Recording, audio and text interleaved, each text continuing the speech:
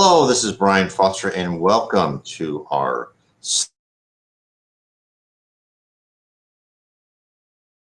over every Sunday. And actually, I do YouTube live streaming and also on Facebook.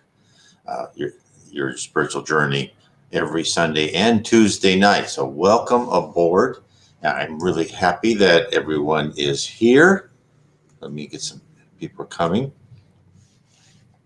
So today we're going to still talk about, as we've been doing every Sunday night for quite a while, the book Violets on the Window, where a spirit, Patricia, who died when she was 19, recounts her whole, of her beginning, going to the spirit colony San Sebastian, what she felt about it, how she is, accustoming herself to the spirit world. And today we're going over chapter 16, People Come and Go from the Colony.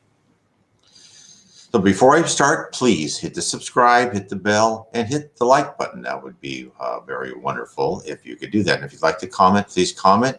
I try and respond to everybody. I'm getting a lot more comments than I used to before, so I will certainly reserve time to answer people's questions. I've been getting a lot of comments on YouTube, and I try to answer those in a very timely manner. But let's go on with Violets on the Window. A wonderful book. You can get that on Kindle or paperback from Amazon.com. So let's start. This is what Patricia's writing. I was dedicating a lot more of myself to my work at school. Now remember, she had been in the colony for a while. She had to rest and relax. Her grandmother kind of, was there before her, got her used to everything. And now she's teaching other students who went to the level of heaven who couldn't read and write, right? So there are still people who can't do that. Here in Brazil, I know there are quite a few people who cannot read or write yet. Which I love very much, her work at school. Everyone at home worked in different shifts. Consequently, we were rarely together at the same time. Mrs. Darcy was charming and gentle, always ready to enlighten us and to clear up any doubts. She was like the director of the school. She was extremely gracious and elegant, always wearing the same suit of light gray skirt and jacket. One day I watched her work, and she kindly explained to me, when I was reincarnated, I used to wear an outfit like this one. Over here, I never mind about this detail. Clothes and fashion, I feel fine this way. And Patricia said, well, you look very good, very elegant. I never thought when incarnated about how discarnates would dress. So I still notice these things here. Please forgive me if I stared. And then she said, well, there's nothing to forgive. Soon these trivial matters will stop worrying you. Most incarnate people think that discarnates wear only white in the spiritual plane and in the colonies. Maybe this idea came from the fact that we dress simply here. Those who work at hospitals and in medical staffs usually wear white or light colors. The youngsters wear colorful clothing, and nowadays even jeans. We're only advised to dress discreetly and not to abuse bright colors. Neutral and light colors are restful on the eyes. So then she said, at first I used to change frequently. I could not get used to wearing the same clothes all the time. As time went by, I changed clothes less and less. I preferred pants and t-shirts. Most of the colony residents, usually the older ones like Mrs. Darcy, did not change their clothes. Nobody pays attention to these details. Nobody would call her the gray lady, for instance, which would probably happen among incarnates. So let's talk about clothes for a second. So in the lower levels of heaven, it's evident from Patricia's description that they actually put on clothes, and of course those clothes are made by thought, probably by someone else.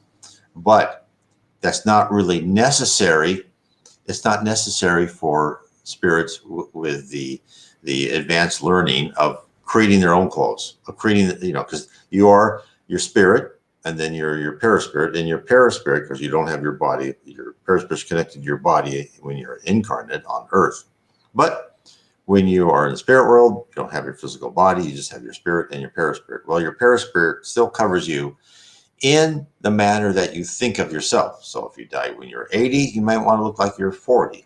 And like Mrs. Dearsey, you might want to wear clothes that you felt good with when you were 40.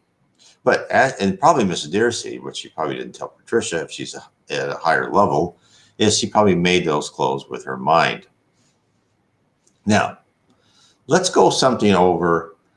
As you get higher, then you have your own clothes. In fact, I've read even in the books by Andre Luis, where they have parties and so on in the spirit world, where people gather and they talk and have good conversations, and the people's clothes can change with their mood, right? Or the colors can change with their mood.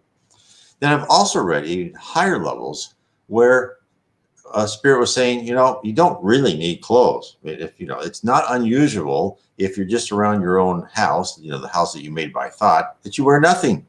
There's nothing to be ashamed at all to be naked. And in fact, there was one story where the students were around a fountain, and they hid themselves in the fountain, and they molded themselves into the reliefs of the fountain, like different animals and so forth. And of course, then they were found, and they said, "Okay, now get out of the fountain." And when they came out of the fountain, because they had the mental dexterity to like change their shape and become part of the fountain, right? So you've got that dexterity.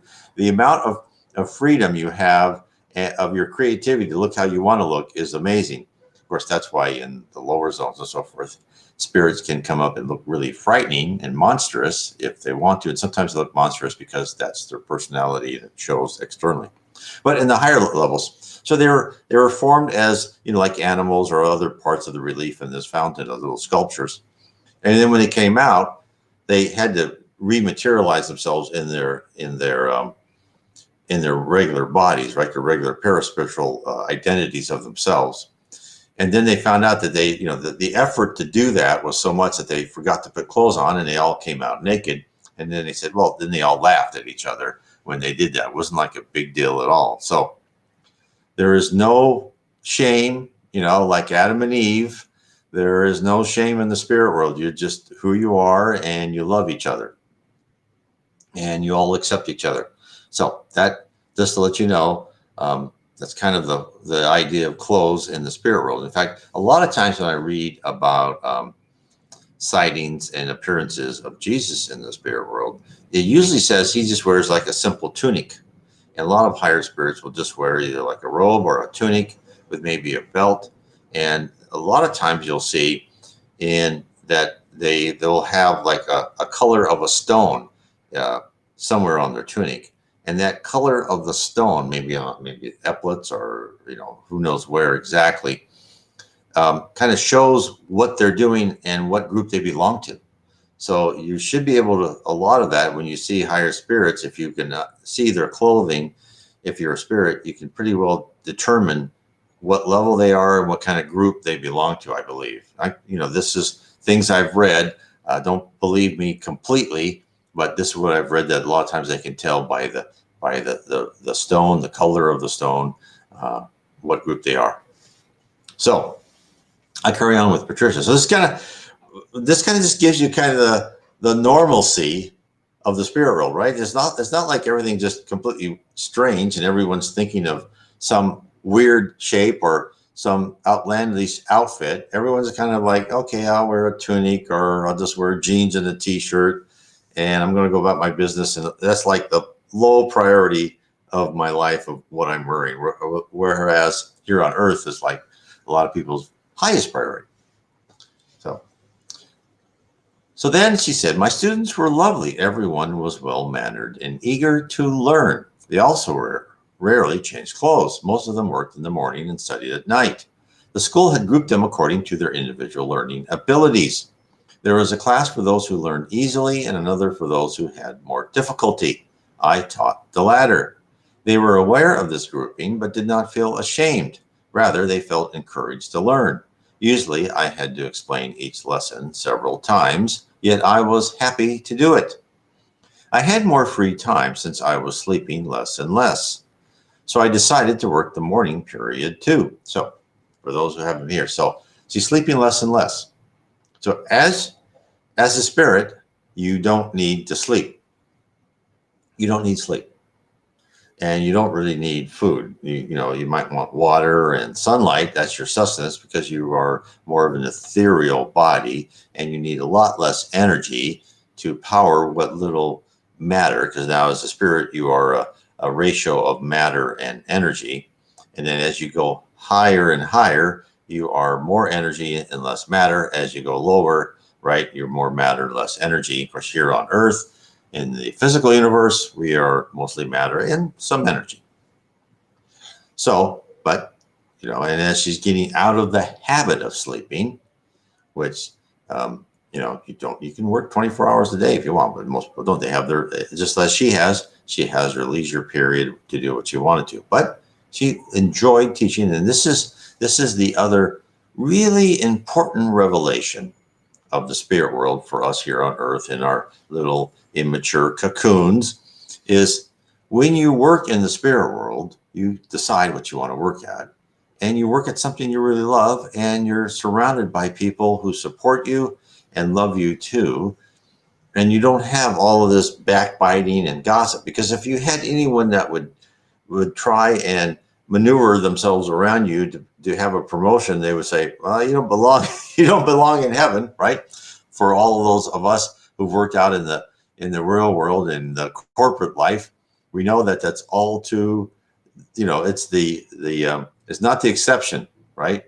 It's the rule. And the exception is when you have a group of people that all work well together, and there is none of this political machinations. But every time I've ever worked in jobs that I've had, and I've had a really great boss, eventually, if they were such a nice person, someone not so nice would politically maneuver them out of that job, and then I'd have to get another job or just have to tough it out, which I've had to do several times. So in heaven, you're surrounded by wonderful people. That's why it's worth studying Spiritism and learning how to really analyze yourself to make sure you go through that narrow door, as Jesus said. So she said, I had more free time since I was sleeping less and less. So Federico had invited me to assist him, and I accepted it gladly. At the hospital, he treated convalescent patients, the ones on their way to total recovery. He saw the patients who sought his professional services in a small office and tried to help them with their problems. I became his assistant, a kind of secretary, filling out forms and guiding patients into the office. Marcella, a nurse in charge of bringing them in, explained, Dr. Federico is an excellent professional. He's here temporarily. We'd like to have him on a permanent basis, though. He has helped us immensely, and as a scholar and human behavior expert, he has satisfactorily solved numerous problems for us. We know that he is here to help the loved one during an adjustment period. Later, he'll return to teach at one of the higher educational colonies. And of course, this is how it always works. People come up and down in levels. People in higher levels will come down and teach the lower levels, just like us going to college, and we're being taught by graduate students, which is, so they all pay back, right? They all help. Of course, then Patricia said, I was sure I was the loved one that Federico came to help. I still felt I knew him from other times, and that we were united by a sincere and pure affection. I just could not remember from when, so I did not worry about that. The time to remember would come, because there is a right time for everything, and at the right moment I would know. So let's talk about that for a second. Remembering, some people say, well, when I pass over, I'll remember all my past lives. Well, yes, that will eventually be true. And just as Patricia writes, she said, there's a right time for everything. And so what is happening in the spirit world when you pass over, if you're not ready to know about your past life, excuse me, get a drink of water here.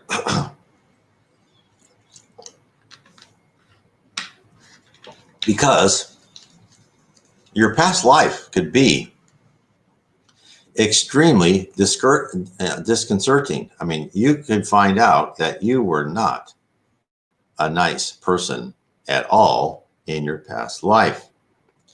Let me give you an example of myself. Right? I'll give you a couple of examples. One, Now, as I go to Spiritist meetings and I talk to mediums, right? I'm not a medium. And I get little hints of what my past lives were. And quite honestly, I've told this to people before, quite honestly, I've never been told anything good I've ever done. So I've always been told the negative. And I've tortured people. I've cut off their feet so they can't escape. I have stolen money. I've been like a government official or politician. I don't know what exactly, some minor royalty of some. And I had people, and I cared more about my own wealth than them. So there were a lot of bad things I've done. Now, if I hadn't been a spiritist for a while, right, they wouldn't have told me that before I was ready. And that's why I always tell people when they do past lives regression, I said, just be careful, right? Because remember I talked to this one person, yeah, I did a past life regression. Oh, it was horrible because one time I was like this Indian woman, Native American woman, and I was like shot with an arrow trying to go across, escaping, going across like a little stream. And then the poor guy was telling me all the ways he died. And I said, they were horrible back then. And I said, well, I go, think of this. I go, every time you were killed in a certain way, that was probably some sort of atonement for something wrong you've done. He goes, oh, yeah. But it was emotionally hard for that person to see all the different ways he died. And imagine if that was hard, imagine how hard it would be for him to see why he deserved to die in that manner instead of dying a nice, peaceful death. So think about that. Another one where, in the book Memoirs of a Suicide, Camino Branco committed suicide, and because he was going blind, and then he thought, okay, and then he went to a hospital for suicide where they look at your past life and say, okay, this is why you were going blind, right? To each person that said, this is why you had cancer, or this is why whatever, right? And of course, he found out that he was a member of the Spanish Inquisition, and he tortured people and poked their eyes out.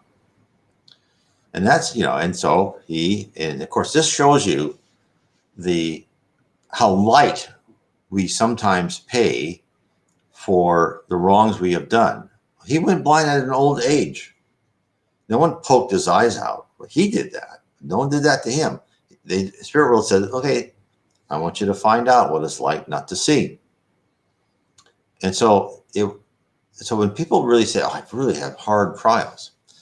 And so I believe, now this is nothing I've read, but this is my supposition, is that when you have a really just harsh trial that just like slapped you in the face, it's most probably because you've had other more subtle trials that you refuse to analyze and make the course change in your character and your personality.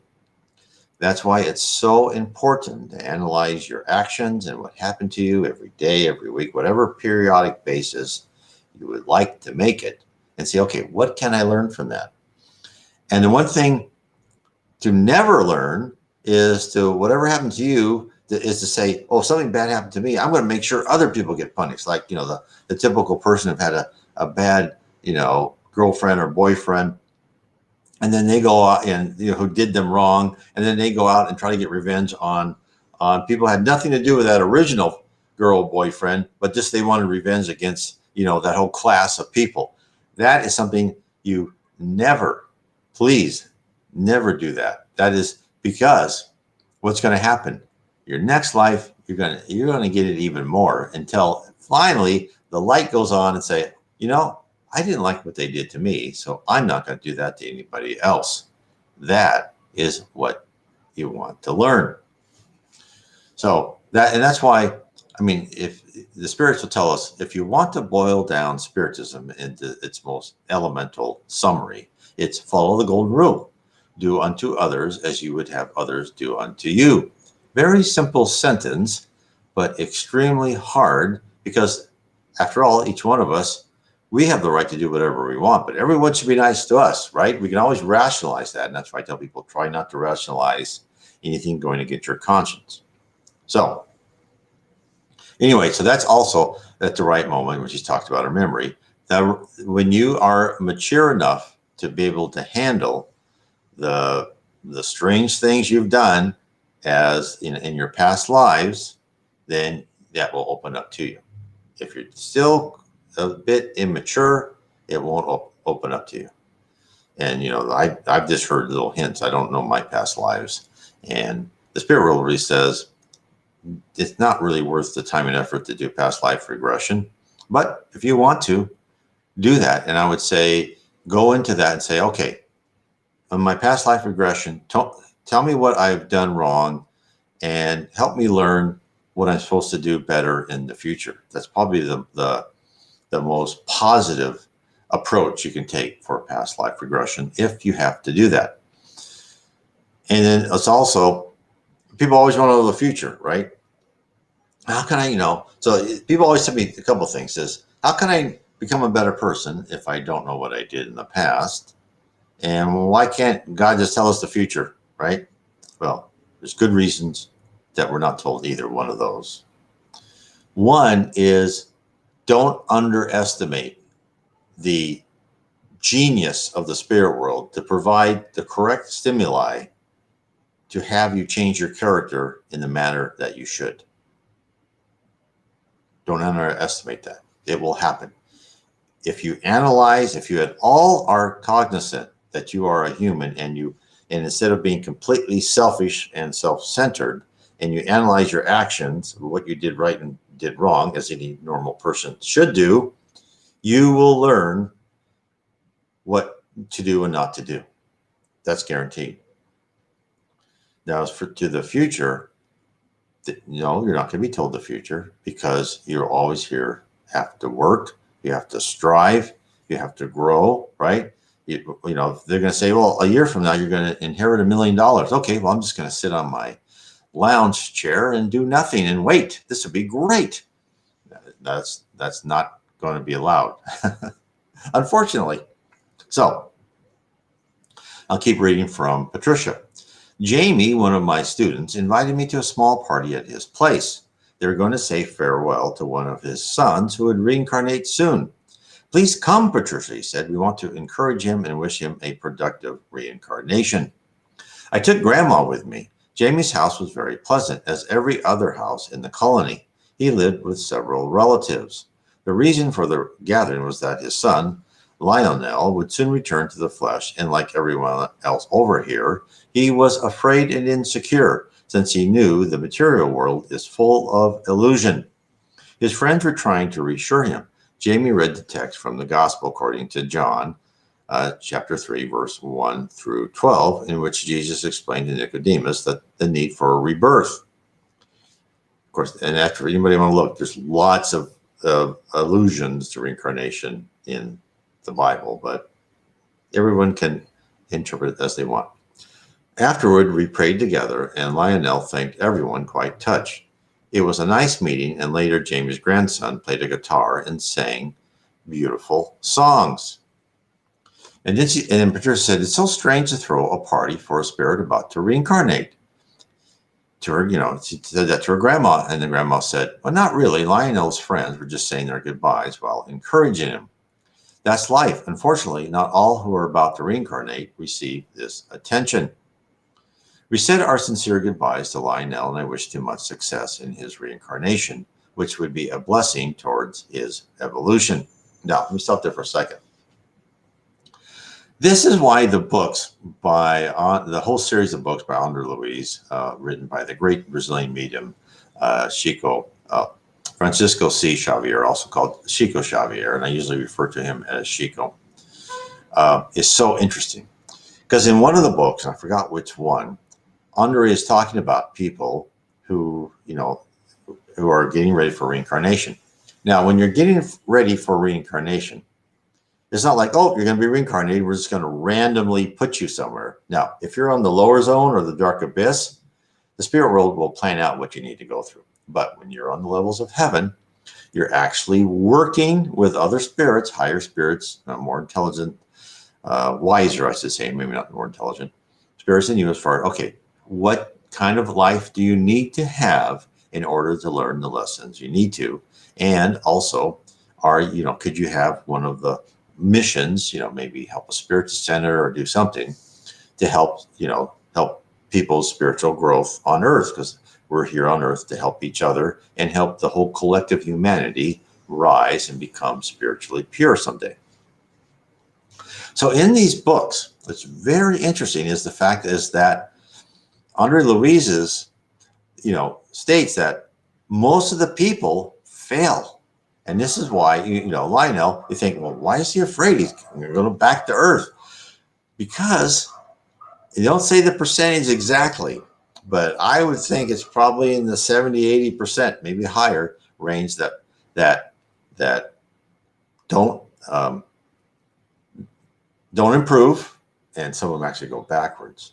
And they call that, when you don't improve life after life, is parking. You're just parking yourself. And I think that's what happened probably to me when they said over and over again, I just went for money instead of helping people. And I probably parked for who knows how many lives. I was just a complete idiot. So this is why he's like worried, because, is like success is not guaranteed. So what's success? Success is at least improving yourself, is coming back with your character and your personality at least slightly improved, right? And maybe these, important primitive emotions that you want to take out, or ideas of revenge or something that you want to subtract from your foundation. If you can get rid of one or two of those, that's a huge victory. That's where we go through so many lives. No spirit has one life and comes out to be a great person, right? Mother Teresa must have had all sorts of previous lives. Chico Xavier, who knows how many hundreds of thousands or millions of lives he had.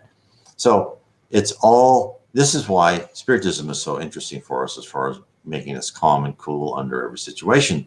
Because when we see people do bad things to us, we think, well, I must have done something bad to somebody, maybe that person or someone else. And okay, I won't hate that person. I'll try to keep them out of my life, but I will learn from that. Or when we see someone who we really don't like, but they haven't done anything else, but we just don't like some aspect of them or something they did, we should think, well, okay, they shouldn't do that, but I'm not going to hate that person as an individual, because that person is probably just lower on the maturity spiritual scale. And this is why is so important to understand that why there's such disparity of talent, intelligence, and everything, right? One of it is we all have to go through different experiences on earth, in different classes and wealth and culture, whatever. The other one is the very immature spirits aren't going to be as wise, as intelligent, and able to use all their faculties as the more mature spirits. Now, the important thing to remember, though, is even though spirits may be at different levels, all spirits are created equal in the fact that they can all be just as wise as the other person if they want to work towards that. There is no such thing as a spirit saying, well, you're never going to be as smart as this other spirit. No, it's always everyone has this capability of attracting as many assets and tools and intelligence and ability to go out and inspect and query the universal database. Everyone has that. On Earth, then, as we're connected to our spirit brain, is depending on your maturity level. That's why in Spiritism they always say there will always be managers and workers. Everyone should respect each other. But since the Earth has so many different levels of maturity, spiritual maturity, you're always going to have people that need to lead and people that need to follow. Someday those people will lead, and the leaders someday will go on to other planets. And then they'll be the low man on the totem pole on advanced planets, and they will do the work. So it's just like, going from elementary to middle school, whatever. You get to the top, then you're back to the bottom. That's the way it goes. So just in summary, reincarnation, you have a plan if you're one of the levels of heaven. And so therefore, for those of you who don't like your life, if you've been a pretty good person, don't like your life or your looks, well, I got news for you. You probably participated in designing your looks and your life. In fact, there's another story in one of the Andre Louise's books. This woman was looking at her planned body, where she would be when she reincarnated. Even your whole body's planned out. And she said, no, you're making me too beautiful. He goes, and then so Andre Louise asked, the guy who's with, why did she say that? Because, well, when someone is really beautiful, it's all, there's all sorts of jealousy and hate. And then, then a lot of times you don't have to work. You just, things are given to you. And so, the lady said, no, I'm not going to Earth to be beautiful and live a luxurious life. I'm going to Earth to learn what I need to learn and to grow into what I want to grow. So if you don't like your body, I'm telling you right now, you're probably the one that picked it. Now you say, well, but Brian, we have parents. We have DNA. You can't pick your body. Okay, good question. What happens is you are given parents. And so now for someone of very high spirit, like Jesus Christ, right? So high and so powerful, even in the womb, he could create whatever he wanted to as far as create DNA for himself. But now let's talk about us here, us immature, very low level. Within the parameters of your parents, there's DNA, there's all sorts of DNA, right? Within the parameters of your parents, high spirits can help select which DNA and how to make small modifications, maybe some large modifications to that DNA to really make you how you want to be. And in fact, in the series of Andre Louise's books, they talk about if someone's going to be born to be a surgeon, they will go in there at the time of conception, right? And in his DNA, they will identify things to make him more calm, his hands steady, his concentration, maybe his eyesight, or his or her eyesight, right? All these things will be done. So the spirit world, just like when I talk about, evolution, right? There is evolution. Darwin was right, but a lot of it's guided, right? There'll be subtle changes that they'll make in the DNA to form us. And even when we're born, there are things we can do. And in fact, in another one, when Andre Louise was in the reincarnation house and someone was playing out his life, he looked at a diagram of a guy and he had like this dark spot in his intestine. And he said, well, why? What's this? He goes, well, in a past life, this person stabbed a person right in that point. So now in his next life, when he's about 40, he's going to have a really bad ulcer, which will show him the pain that he caused someone else.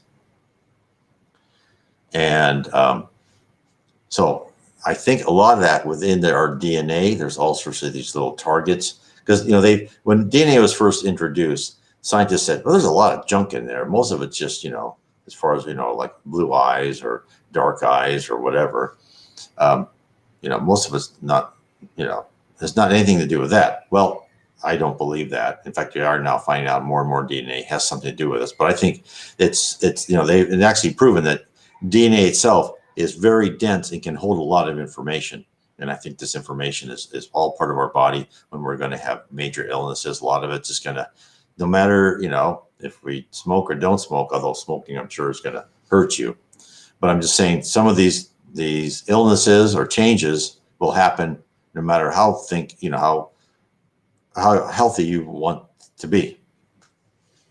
So I'll get back to Patricia. Louisa, one of our residents at our house, was nervously waiting for her father's departure. When she was informed that his time was near, she was able to go and help him. She released him from matter and took him to a rescue station. She knew he did not have the knowledge nor the worthiness to be well and peaceful. Sadly, she commented, she was one of the residents of the house, and she's waiting. She must have died younger, and her father died after her. And then she said, I'm thankful for the Lord for allowing me to remove him from his carnal body and take him to a rescue station. Now it'll depend on whether he stays there or not. I'm praying for him constantly. Some go, others come. Yesterday, we went to a farewell party for Leonel, who was about to reincarnate. Today, it's your father who is passing away, Patricia exclaimed, deep in thought. Then Patricia said, my nephew Raphael was about to be born, and the expectations were great. At the anticipated time, that beloved spirit, dear to all of us, was born in matter. He belonged to our family unit, and before his birth, he knew about the difficulties this family would endure.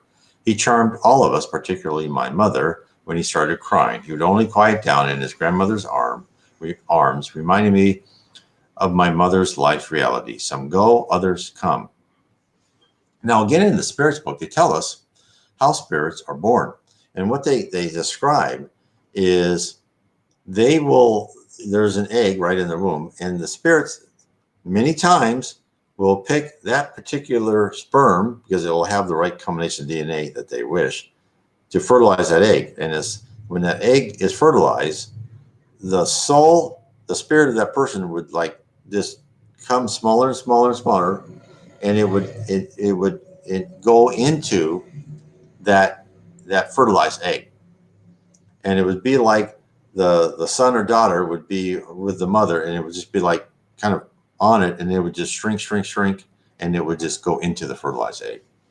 And in fact, when a woman, a family's planning to have a baby or whatever, they will visit their offspring before that offspring is born in the spirit world, and introduce them if they weren't introduced before, and get the mother and father to be ready to love them when they come.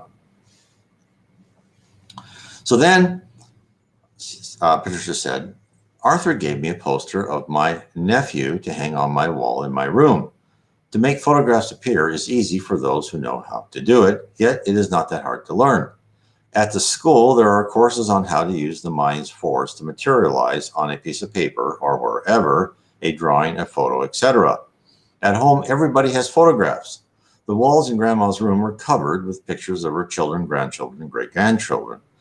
Arthur promised to bring me a picture of Raphael every month so I could follow his growth. I was able to visit Raphael with Mauricio and Grandma 15 days after he was born. I saw my father, my brother, and I was happy to see that my mother looked better. This time I volitated very calmly among the incarnate and also went through doors and walls. I was ecstatic when I saw my nephew. He was so cute. He was awake and very quiet in the crib. I came closer and hugged him. He felt my energy and smiled. I was so happy. I wanted to be an aunt so much, and seeing him made me very proud.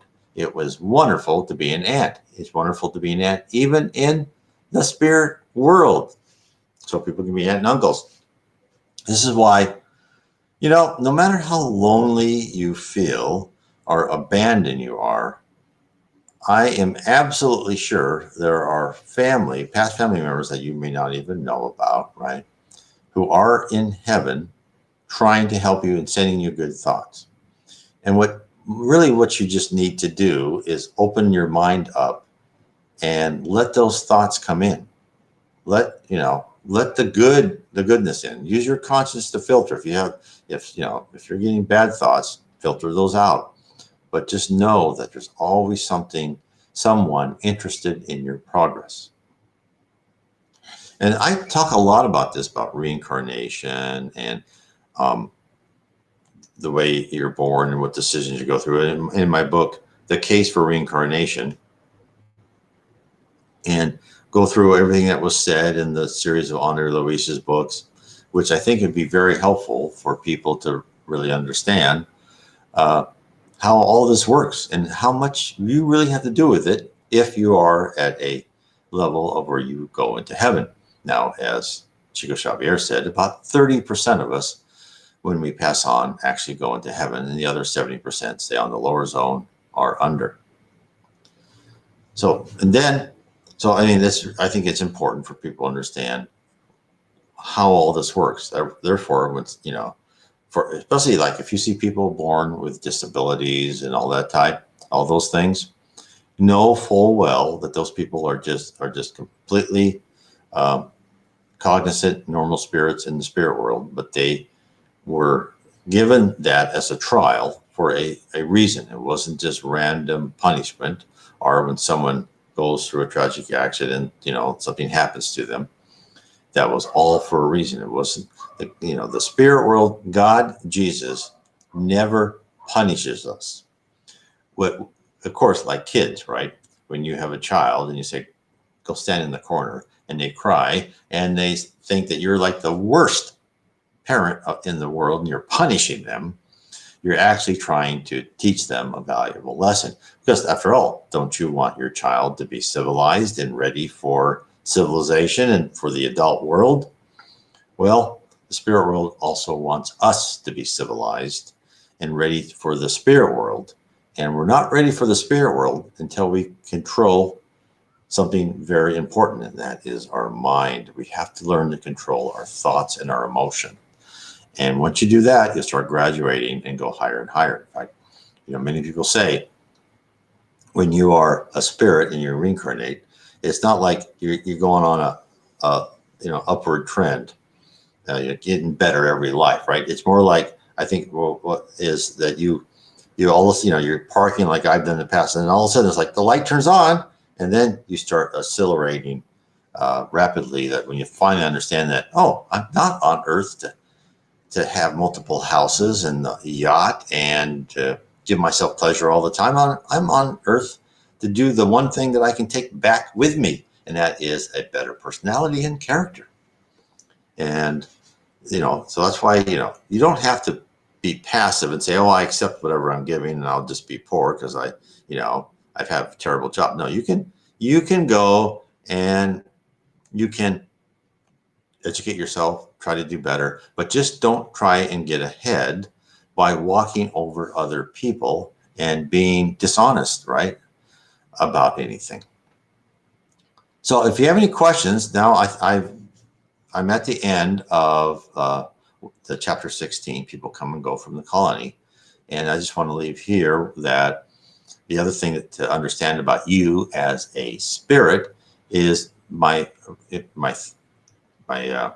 series of 3 books. This is my last book. Let me get to I'm sorry, I hit the wrong book here. Is Spirits in the Spirit Universe. It really tells you about everything about being a spirit. And it's so fascinating because, when you think about being a spirit, where you have this faculty to create with your mind, and Patricia says that. Patricia's grandmother, when she first got there, when the first chapter is, she said, this whole city is made by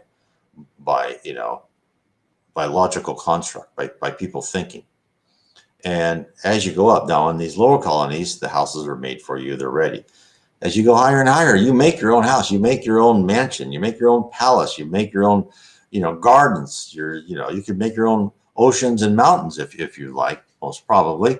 Although it's not like when people say like you make your own heaven. The reason people think they're still on Earth even after they die, because it all looks so normal. And remember, so when you're a spirit and you go over, you're not in isolation. Everyone's thoughts, right? You can read other people's mind, you pick up other people's thoughts.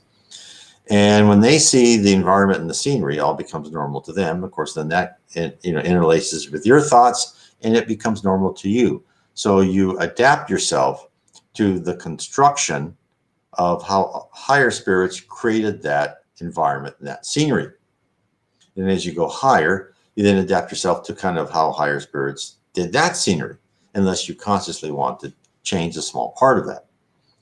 So that's how it goes. You've got absolutely certain boundaries. You can make your own heaven in your own environment, but it's like you're always kind of absorbed into this greater force of will, and it's always kind of part of you that you take on that kind of existing environment, maybe build from it, but it's not like you do something radically new. So I will stop here. I want to thank everyone for coming. Please, if you're interested, subscribe, ring the bell, read my series of 3 books, Heaven and Below. This is my first book in the series, is Heaven and Below, book 1. Book 2 is Spirits in the Spirit Universe. And of course, book 3 is How We Are Guided by Spirits. And we are here again every Sunday and Tuesday at 5 p.m. Eastern. So I want to